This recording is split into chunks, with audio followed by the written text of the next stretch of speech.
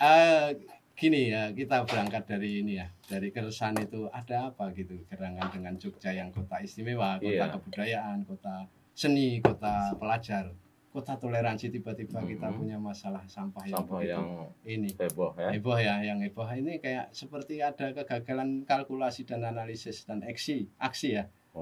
Nggak mungkin dong tiba-tiba karena sampah ini kan persoalan hidup yang dari sononya ya, dari zaman mbah-mbah kita, tapi kok tiba-tiba kota yang indah dan terpelajar yang paling kreatif katanya gitu tiba-tiba jadi persoalan besar gitu, dan menjadi persoalan nasional gitu. Gitu. Kira-kira mungkin Kang Didi atau Kang Heng bisa ini. Tadi sore itu barusan nonton TV. Nonton TV itu salah satunya menginformasikan musim hujan, awas banjir. Nah, ini cara pandang ya. Sekarang itu kan senantiasa sesuatu hal itu dinilai sebagai sesuatu yang negatif. Jadi pasti bencana. Begitu pula sampah. Sampah itu kan sekarang cara pandangnya ini adalah sebuah persoalan. Jadi kita itu selalu dihadap-hadapkan sebagai sebuah ancaman. Nah, ini cara pandang. Sebenarnya misalnya kita kembali ke hujan. Hujan itu kan bagian yang ditunggu oleh petani, ya kan? Itu berkah sesungguhnya. Berkah, rahmat. Iya, tapi kita itu selalu dihadapkan oleh cara pandang bahwa setiap kejadian alam misalnya ini itu selalu pada persoalan bencana. Jadi negatif terus. Nah, ini juga begitu pula sampah. Nah, ini saya mencoba ini cerita ya Mas yang Bung Heri dan betul ini perlu ini. Banyak perspektif banyak. Ya, misalnya gini, waktu saya kecil, jadi ya kira-kira kalau saya itu umurnya 52 tahun, berarti ya sekitar akhir 80-an. Berarti saya masih kecil ini, masih itu saya belum dicetak itu, Pak. Belum ya. Ya. Saya masih balita. Ini dulu saya tuh ingat betul bahwa kalau dulu kan buang hajat, buang kotoran orang itu kan tidak di WC ya. Di kali, di mana? Di kali dulu, atau di kebun atau di kebun yang itu memang jauh dari penduduk. Itu ada, Pak. Dan itu kayak tidak ada persoalan saat itu. Tidak ada persoalan karena di situ tidak ada orang lewat. Di situ inilah kemudian perlahan-lahan bahwa itu menjadi persoalan. Kemudian persoalan buang hajat itu ditarik ke wilayah privat. Artinya di rumah mereka masing-masing ada kakus gitu, ada kakus. Ah, itu memang ketika dulu pernah orang punya kakus itu artinya buang hajat itu ditempatkan tersendiri. Itu memang dulu pertama, misalnya orang itu sudah mulai ada kesadaran beradab itu Bang ini. Iya, punya tradisi manajemen sampah. Nah, kemudian di situ mulai ke belakang lagi kemudian dibuat sebuah kakus. Nah, ini sesungguhnya saya ingin memperlihatkan bahwa ada kesadaran bahwa sampah itu menjadi bagian dari tata ruang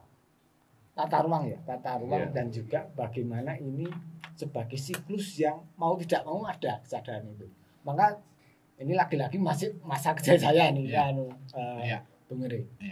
Jadi dulu itu kalau di tempat saya masa kecil itu di Dusun Jedes ya, dekat Parangtritis sana. Parangtritis kira-kira 5 km dari anak pantai. Nah, itu kan gini. Setiap rumah tangga itu kan ono jugangan. Ada jugangan, ada pencerahan. Itu dibuat betul. Itu sebagai kesadaran tata ruang. Artinya bahwa sesungguhnya hidup kita itu tidak terlepas dari produk terakhir yaitu sampah. Nah, ini sebenarnya sudah ada kesadaran itu. Nah, dan tata ruangnya adalah ketika sekarang itu kayaknya tata ruang pengelolaan sampah di tingkat pabrik itu malah belum menjadi bagian yang ini kan. Betul. Tata ruangnya kan tidak ada tata ruang itu. Tata ruang industri, tata ruang ini, tapi tata ruang pengelolaan sampah belum menjadi komitmen yang sungguh. Jadi masyarakat juga menjadi berhadapan-hadapan dengan publik. Iya. Bahkan mindsetnya juga ini, mindsetnya kan kumpul, angkut, buang. Jadi masih menganggap sampah itu harus dikumpulkan, angkut buang, bukan menjadi sesuatu yang bekas gitu ya. Berarti tidak bagian dari kehidupan atau kreasi kita atau siklus kita gitu kan. Itu kan ya. Ya, jadi mungkin Mas Heng nanti bisa ini ya. Kang Heng bisa menambah. Tapi begini yang saya pastikan juga bahwa kita itu kadang-kala saat ini kesadaran berproduksi ini pola produksi terhadap barang ini kan tidak pernah sampai pada persoalan akan menjadi sampah. Tapi sekarang itu hanya barang diproduksi kemudian dijual dan dikonsumsi. Tapi pertimbangan bagaimana pasca ini konsumen, pasca konsumen ya ini menjadi sampah itu kan belum juga menjadi pola kesadaran yang serius, artinya konteksnya ini menjadi bagian perencanaan ketika pemerintah atau siapapun itu menjadi ini. Nah, begitu kira-kira Bang. Iya, betul. Dan faktanya ini kan sudah menjadi masalah. Nah, ini orang lingkungan ini harus kita pokok. Faktanya sudah menjadi persoalan dan itu sudah menurut saya sudah mengancam ya, bahkan di pinggir jalan, mengancam estetika, mengancam lingkungan. Nah, ini dari kacamata spotnya. Wah, ini kompleks ya Pak ya. Jadi memang menarik, tapi berangkat dari kakus tadi loh Pak. Aku udah tertarik gitu kan. Ketika memang fenomena kakus neng dhuwur kali itu di kota-kota besar itu meriah. Apalagi kemudian di musim pemilu nanti berkembang.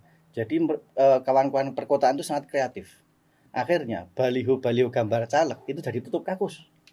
Nah, tapi dengan demikian pun caleg yang dipasang jadi tutup kakus gambarnya itu tidak pernah berpikir bagaimana mengatasi ben gambarku itu tidak di situ lagi. Nah, visi untuk kemudian pengelolaan sampah, estetika dan sebagainya itu ora terpikirkan oleh para caleg kita kan gitu. Ya janjane yo apik, artine apa jenenge kakus di atas kali dengan gambar-gambar caleg dan mungkin jadi media kampanye juga aku ya tadi ya. Kang Hanif, pokoknya gini. Kalau saya ketika sampah itu benar-benar jadi persoalan lingkungan itu kan, kira-kira apa yang bisa mengancam publik itu, entah itu penyakit, pola hidup, mesti akan ada ekonomi pasti gitu kan. Oh iya, benar. Jadi gini, ancaman semua itu jadi sebuah ancaman, entah itu di estetikanya, apalagi sampah-sampah visual gitu, ada juga ditambah sampah-sampah yang benar-benar sampah-sampah denotatif itu kan jelas juga ya. Nah, cuman memang persoalannya kita mau mulai dari mana nih? Sudah terlalu kompleks kita ngomong ke sampah gitu ya. Mau yang arep kebijakan, arep EPI dan sebagainya ini sangat kompleks sekali. Saya itu sangat bahagia sekali ketika terakhir saya harus panel dengan DLH Kota Yogyakarta waktu itu. Itu sudah ngapor ke publik bahwasanya sekarang sudah dipilah Mas antara yang organik dan non organik. Tapi itu selang berapa hari kemudian TPST Piyongan langsung tutup gitu kan. Nah, ini yang menarik lagi. Nah, terus juga gini, tadi ketika tadi Pak Didik bilang ya kamu semua kemudian menganggapnya sebagai sebuah bencana dan ancaman. Nah, iki sing kudu digoleki itu para kapitalis, pengusaha, sing kemudian sampah adalah potensi bisnis. Tapi itu potensi bisnis yang kemudian memainkan kebijakan, Pak.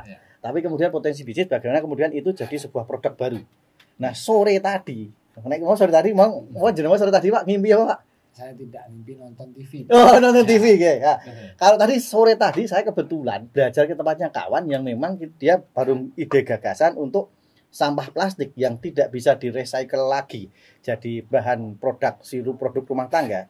Dia mau recycle itu jadi sebuah balok-balok kayu, seperti balok kayu ya, yang bisa dimanfaatkan jadi meja, jadi usuk dan sebagainya, konblok. Kalau konblok terlalu kosnya terlalu tinggi ya, tapi nek tinggo usuk itu apa? Bahasa Indonesianya aku ora ngerti. Ya, usuk itu ya usuk ya. Usuk ki mau balungan, balungan. Nah, bagian dari atap seperti itu koyone luwih menarik gitu kan. Artinya ini ya, cepat atau lambat harus pemerintah maupun masyarakat harus menganggap bahwa sampah itu bukan persoalan sepele gitu kan. Karena kan contohnya gini, saya lihat dari ekonomi aja, kalau seandainya Jogja ini kan mengandalkan pariwisata gitu. Kalau seandainya kotanya dilukis dengan sampah kan pariwisata itu, ekonomi pariwisata itu kan terpengaruh. Belum lagi nanti lingkungan, penyakit gitu ya Kang Didi. Akhirnya dengan dulu punya ada kebijakan kearifan lokal yang disampaikan Kang Didi itu kan mereka masyarakat kita dulu itu kan cerdas untuk mensikapi atau mengelola sampah di zamannya dengan pola dan bentuk sampah di zamannya gitu. Dan tidak ada masalah, kemudian ada lahan juga gitu kan. Nah sekarang kan kenapa tiba-tiba ada masalah itu, karena atau kita kalah cerdas dengan para leluhur atau kalah ikhlas dengan gitu. Saya kok Pak. Jadi itu kembali ke Pak Didi tadi. Pak Didi tadi bilang bahwasanya tarung ya, tata ruang gitu ya. Nah kalau ngomongnya tarung sebenarnya adalah yang perlu kita benahi adalah sistematika berpikir kita, struktur berpikir kita yang memang koyone wis ra duwe lagi struktur berpikir Pak. Jadi nggak cuman itu ya, nggak cuman itu kalau ngelucur. Nah kalau di dalam sebuah rumah tangga, jelas sistem berumah tangga kan jelas. Jadi artinya ana ruang tamu, iki ana ruang tidur, iki ana garasi, iki ana dapur, iki ana WC kan gitu. Nah, posisi seperti itu di tingkatan ini kayaknya juga jamak ya, di tingkatan kita di tingkatan mikro rumah tangga sampai di tingkatan pengambil kebijakan, struktur berpikir itu tidak ada gitu kan. Makanya saiki wis kotanya dibangun api-api, segala wis berapa kali dimodifikasi, berapa kali keindahan kotanya, tapi bagian belakang terbengkalai. Berarti kan orang tahu diurusi masalah kakus. Nah, balik lagi kan gitu kan. Nah, ini sing kemudian cara struktur berpikir orang-orang modern hari ini itu urung beres kan gitu. Di tingkatan struktur berpikirnya, Pak. Koyone lho iki lho, koyone lho ya. Mungkin kira-kira. Mungkin kira-kira gitu. Nah, sekarang ini binatang kan punya hak. Ya, punya hak. Jadi, binatang itu kira-kira di dunia binatang itu apa yang dirugikan? Pasti banyak teman. Dari jelas. Jadi gini, makanan berkurang atau betul. Kalau ekosistem yang rusak ya. Dari kawan-kawan kemarin dari beberapa perbincangan kami dengan kawan-kawan Wild Water Indonesia waktu itu bilang bahwasanya yang paling repot itu kalau di Jogja itu kalinya kan penuh dengan popok-popok bayi gitu ya. Nah, popok-popok bayi ini kan kemudian waktu itu sempat diperbincangkan, dia mengganggu secara kimiawi, mengganggu siklus reproduksi ikan. Jadi ikan sing kudune dadi gentle karena terkena kontaminasi popok-popok bayi ini, jadi ikannya rodok melambai gitu. Jadi ra iso berproduksi lagi kan gitu. Ada mati gitu. Enggak berkembang. Kudune iso teng, nek kok ra iso teng lho, Pak. Jadi aku rada repot kan itu. Tidak produktif lagi. Itu. Terus dan juga gini.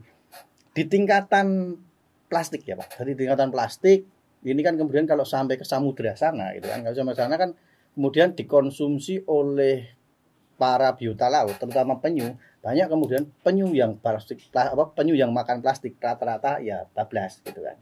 Nah, ini kan sangat miris sekali. Jadi dari hulu sampai hilirnya full dengan perplastikan tadi kan gitu. Nah, saya rada repot di situ memang.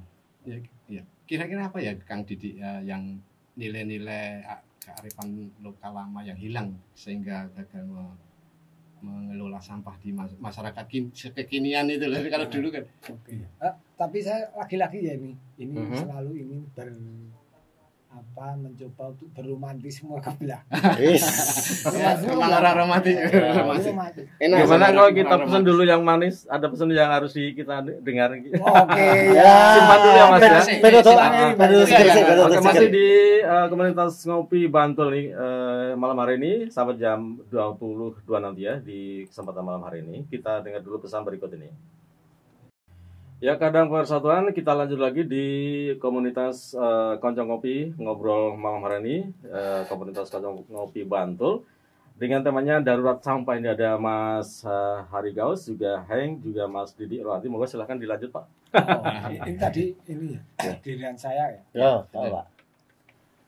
Saya ingin menarik lagi ke romantisme tadi. Jadi mungkin kalau anak-anak sekarang nggak ini ya, anak-anak zaman milenial ini udah nggak cerita kayak gini, pasti agak putus. Harus disambung, makanya disambung. Mudah-mudahan jadi sambungan ya. Jadi dulu itu masa kecil saya itu ada yang disebut musim bediding. Jadi adem yang sangat banget, amat sangat itu musim bediding di musim kemarau ya. Iya. Jadi kalau musim kemarau itu kan ada waktu-waktu itu embun itu jatuhnya banyak sekali dan itu adem sampai dulu kalau ingat ya, dulu kan ada yang minyak goreng itu kan sampai membeku. Iya, juga, membeku ya. Membeku ya, membeku. Ya, kalau ngomong keluar asap. Ngomong keluar asap itu. Dan ini tidak lagi ditemui saat ini.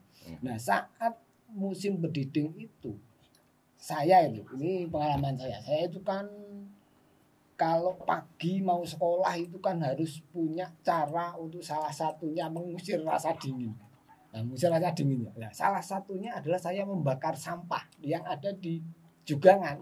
Nah, membakar jugangan. Artinya bahwa saat itu sampah itu bukan sebagai lawan, datang itu sebagai kawan. Oh iya. Nah, ini cara pandang. Menghangatkan ya. Iya, menghangatkan cara pandang, walaupun kemudian perspektif berikutnya bahwa membakar itu menjadi persoalan. Tapi saat itu belum ada cara pandang. Belum ada plastik Bang soalnya. Iya, kira-kira begitu. Masih jarang. Plastiknya masih jarang. Masih asing jarang. ya. Dan itu misalnya istilahnya wok itu, dedaunan itu kan menjadi sampah organik. Kawan yang kita bakar untuk mengusir dingin yang bersangat itu waktu itu Pak Eri. Ya, ini adem banget itu Mas. Ning dilalai ora tau gejlungup nang kono. Ora tau gejlungup tiba nang juga. Nah, ini saya ingin menegaskan bahwa sampah ini kehadiran sekarang itu menjadi ujuk-ujuknya apa? Ujuk-ujuk tiba-tiba itu langsung menjadi menjadi ancaman, tidak pernah menjadi sebagai sebuah kawan datangnya. Ya kayak tadi musim hujan tiba-tiba diartikan dimaknai sebagai bencana. Padahal banyak hal yang itu menjadi berkah. Nah, sampah itu memang sekarang menjadi lawan itu kan karena persoalan-persoalan berlebihan atau persoalan tata ruang yang saat ini kita itu belum mencoba mengantisipasi. Dan yang perlu ini ya, yang perlu harus menjadi kesadaran bahwa sampah itu kan sesuatu yang ada dan kita tidak merespon secara cepat. Nah, saya itu membayangkan juga nanti kalau perumahan ini, saya kan tinggal di perumahan ini Pak. Perumahan Kasongan Permai di Jalan Bima. Jadi kalau ada teman-teman atau ibu-ibu awak yang mendengarkan di Jalan Bima ini bagian dari kalau perumahan kan tidak ada ruang yang pas untuk membuat jugangan atau lubang biopori. Bahkan open space-nya juga tidak dipersiapkan. Lah mungkin ketika tata ruang ini menjadi kesadaran kan itu kan mungkin sekali bahwa pengembang itu juga mencoba setiap merancang rumah itu ya harus ada model-model biopori. Yang ini juga sesungguhnya dikembangkan di kota misalnya yang darurat sampah. Iya, Mbah Dirjo itu. Ya, Mbah Dirjo. Itu kan bagian dari kesadaran-kesadaran yang tapi saya juga ingin memberikan gambaran. Siapa sih yang bertanggung jawab terhadap sampah? Pemerintah sebagai publik atau masyarakat juga ikut ya. Tapi kalau melihat.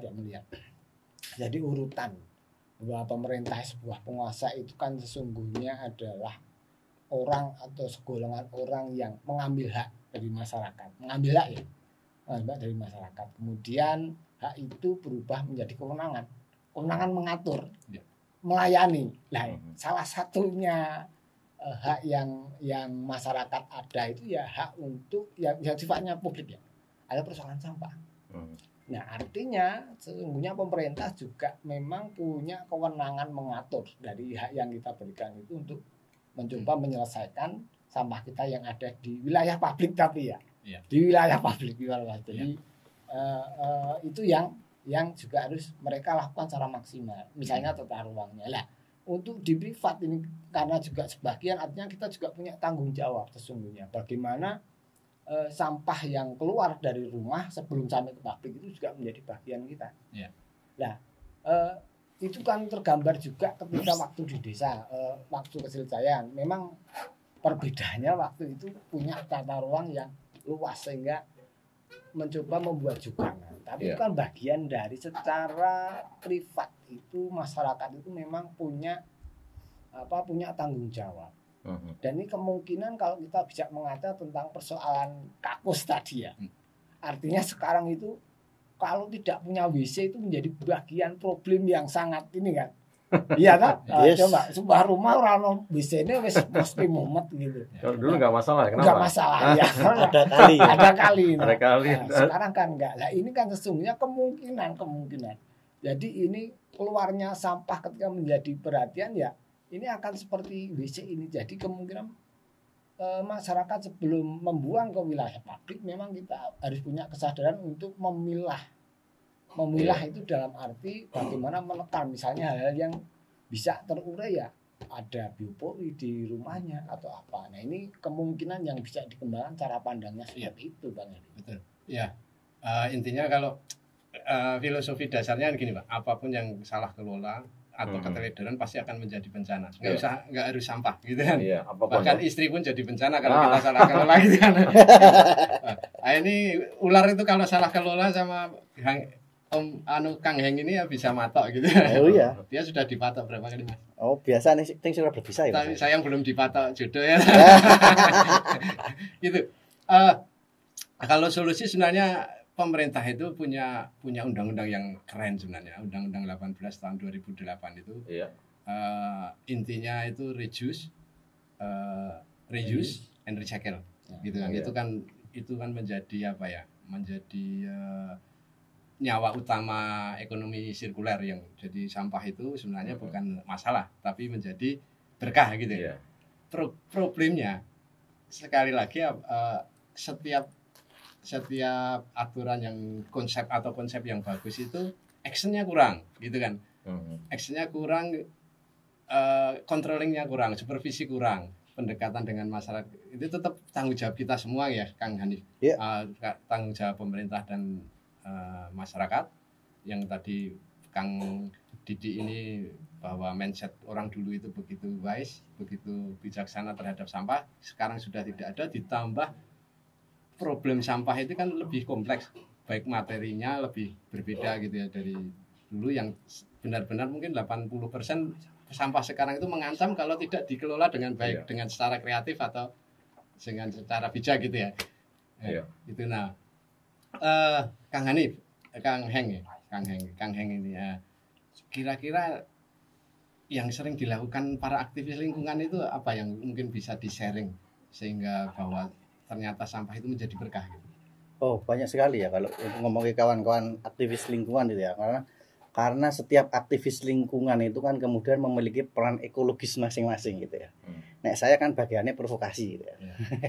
Nah, cuman gini Pak, dan kawan-kawan saya ada kawan saya yang partnernya tadi memang dia konsen untuk kemudian mengolah sampah plastik dari yang bisa reuse, to use, reuse dan sampai users pun bisa tetap di-use kan gitu. Okay. Itu ada memang ahlinya seperti itu. Ada juga yang memang bagiannya kemudian mengawal istilahnya terselamatkannya ekosistem kan itu. Nah, ini kan tergantung kemudian peran ekologis dari kawan-kawan aktivis sendiri. Berarti ada wis duwe dharmane masing-masing. Ya. Karena urip sak dereng lakoni kan gitu kan. Artinya bisa menjadi sharing untuk atau inspirasi masyarakat. Inspirasi masyarakat. Tapi saya mah justru menarik dari urainya Pak Didik tadi bahwasanya yang terjadi hari ini adalah pergeseran kebudayaan Pak. Historis kebudayaan kita yang memang bergeser.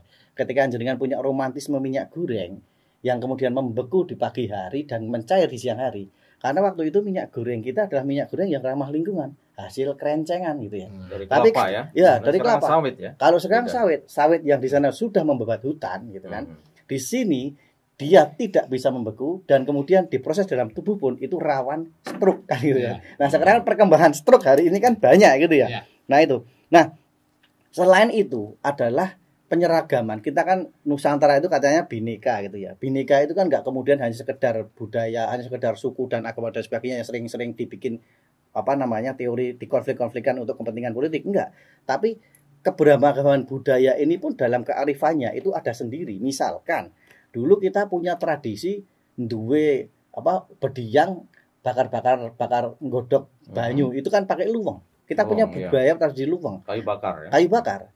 Dan itulah kemudian plastik-plastik bekas bungkus mie yang sekarang sampai berakhir di kali, waktu itu berakhir di dalam luweng sebagai tinggo bediang gitu kan. Nah, itu kan ini nah, ketika bediang apa ini? Perlu dijelaskan. Bediangnya apa Pak? Menghangatkan diri dengan api. dipakai daden. Ya, dipakai daden. Nah, iki bosone Indonesia rada angel kuwi yo. Oh, iya. Apalagi neng kawan-kawan generasi Z gitu yang mengalami itu kan itu. Nah, pergeseran kebudayaan dari berdiang dari luweng kemudian jadi semuanya gas. Itu yo ngono kuwi hasilnya. Akhirnya kita kan kemudian reduksi sampah yang harusnya terbakar termanfaatkan sebagai bahan berdiang, akhirnya saya jadi bahan penumpukan di kali kan gitu. Nah, itu sing anu Pak. Terus kalau bicara tentang kewenangan pemerintah dan masyarakat, ya memang mohon maaf nggih ngapunten, memang kita itu untuk berbangsa ini seko dalam kehidupan kita berbangsa bernegara itu berarti seko Al-Fatihah wis kleru kan gitu ya. Karena struktur berpikir kita itu rapas gitu loh. Tajwidnya kleru juga gitu. Wah, pokoknya tajwidnya ya Al-Fatihah ora kleru kok. Loh, kenapa saya berani bilang demikian? Karena ketika kita memulai kehidupan, ketika kita mulai ini kita sebenarnya di zamanku mbiyen cilik, kuwi diajari sing jenenge konsepsi toharoh gitu ya. Bersuci gitu kan. Nah, ketika kita tidak bisa membagi ruang, terus rano sing ngising, rano sing dienggo maem, rano sing dienggo kabeh campur dadi siji, ya akhirnya kan kita nggak bisa itu. Dan tradisi toharoh, bersih-bersih itu tidak hanya sekedar badan kan kemudian, tapi kan kemudian lingkungan, sekitar dan sebagainya. Nah, ketika itu diambil alih cara berpikirnya dari seorang penguasa mengambil kebijakan, harusnya kan kemudian dia menjaga kesucian semuanya, kan gitu. Nah, agama yang kemudian turun sebagai sebuah konsep membenake anu Mas, ya rahmatan lil alamin endingnya ya. Membenake memperbaiki akhlak gitu ya. Oleh akhlak kan kemudian jadi sebuah ritual yang berhenti di tenggorokan saja. Kenapa demikian? Karena kita sekarang gaya keagamaan kita semakin lekat gitu ya. Tradisi simboliknya iya. Tapi kan kemudian dengan pakaian yang sangat agamis kemudian neng kali yo neng pinggir jalan banyak sampah. Nah, ini kan kenapa kemudian dia tidak tepo-tepo dengan sing gawe kali gitu ya. Ya kan tepo-tepone kowe iki janjane wah iki ra penak karo sing gawe kali, wah iki ra penak karo sing gawe bumi kan gitu toh. Kan ora kowe malah kaya ngiwi-wiwi Gusti sing gawe urip kan gitu. Sing gawe jagat iki kaya diwiwi kaya dicece dengan kemudian ber gitu kan. Lah kepiye to iki janjane atimu ku urip apa ora kan gitu. Nah, ini yang kemudian tidak pernah terlembagakan, tidak pernah terbudayakan. Ini kemarahan pencinta lingkungan begini, Mas. Iki yo piye ya? Supaya aja kita dengar dulu pesannya dulu. Oke. Menarik. Kita akan jeda sebentar, jangan kemana-mana ya. Tapi saya pengen selalu gini tentang persoalan peran siapa sih, atau peran pemerintah atau peran siapa yang seharusnya punya ini ya, punya porsi yang lebih. Kalau di wilayah publik saya kira ini menjadi bagiannya pemerintah, karena sebagai tadi kalau dasarnya itu kan hak kita yang kita berikan menjadi sebuah kewenangan mereka mengatur itu ya ada di wilayah publik, khususnya misalnya ini adalah sampah. Tapi saya pengen gini juga, kita itu terlanjur untuk selalu diberi solusi itu selalu disiapkan oleh pihak lain. Nah, generasi Z kan sudah begitu, pengen mangan wis ana wong adol gitu.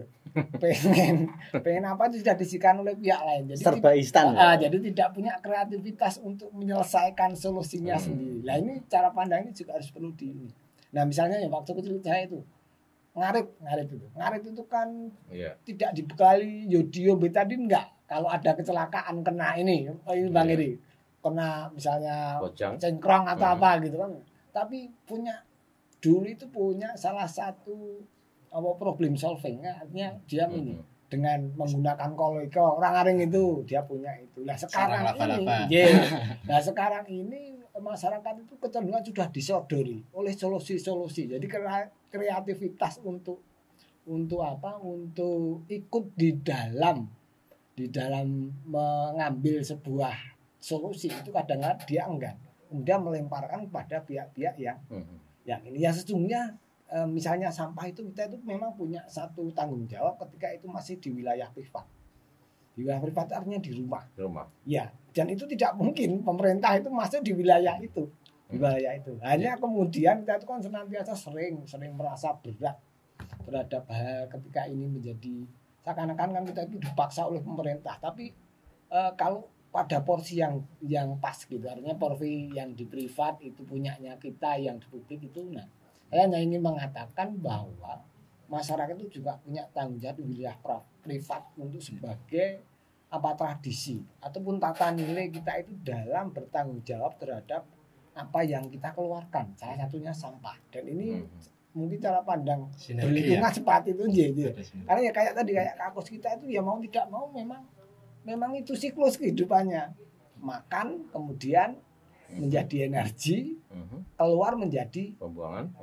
Nah itu menjadi bagian kita. Begitu pula sampah. Hanya kemudian problemnya sekarang ketika ruang untuk mengelola sampah itu menjadi persoalan, maka ini kemudian ditarik ke wilayah publik. Nah, kita sesungguhnya juga punya wilayah privat yang menjadi tanggung jawab kita, Bang ini. Misalnya misalnya ini kan banyak kita itu seringkali membuang ada sampah-sampah organik yang kita itu tidak pernah menganggap itu hal yang bisa dimanfaatkan gitu. Buang aja ke situ-situ, semuanya menjadi residu yang kemudian itu tanggung jawabnya pengelola sampah. Notabene adalah pemerintah atau siapa. Itu saja, dan kita merasa keberatan ketika kita mencoba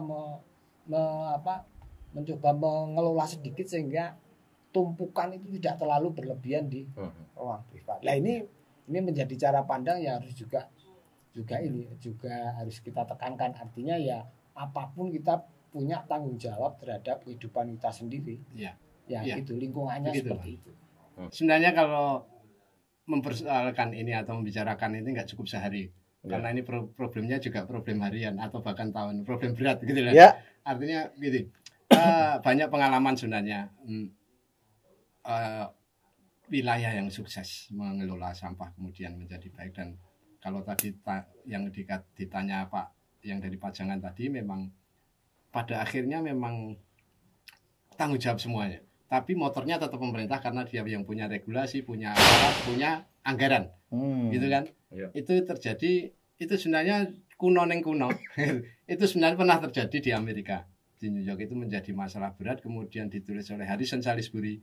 Kalau tidak ditulis Harrison Salisbury, pemerintah Amerika tidak menganggap sampah persoalan yang berat, seberat persoalan politik. Sehingga akhirnya senator mengusulkan ada anggaran. Nah, itu anggaran, salah satu anggaran, kemudian dicarilah konsep yang bagus. Gak usah jauh-jauh, kemudian baru kemarin di Banyumas. Banyumas itu sukses membangun ekonomi sirkuler dengan pola pengelolaan sampah yang baik, bahkan dipanggil ke berbagai negara, dan sekarang Banyumas menjadi daerah yang paling sukses mengelola sampah, mengalahkan Copenhagen. Banyumas itu bisa mengatasi 80% sampah, sementara Copenhagen baru 70. Kenapa? Itu kalau mau secara instan itu kan tinggal dicontoh gitu. Kemudian kalau secara tadi spiritual alam tadi kayak Bang Kang Hen gitu kan, sebenarnya kita ini sudah terlalu lama menganggap bahwa alam itu bagian dari kita, bukan kita sebagai bagian alam, sehingga kita merasa yang berkuasa di alam ini dan dieksploitasi.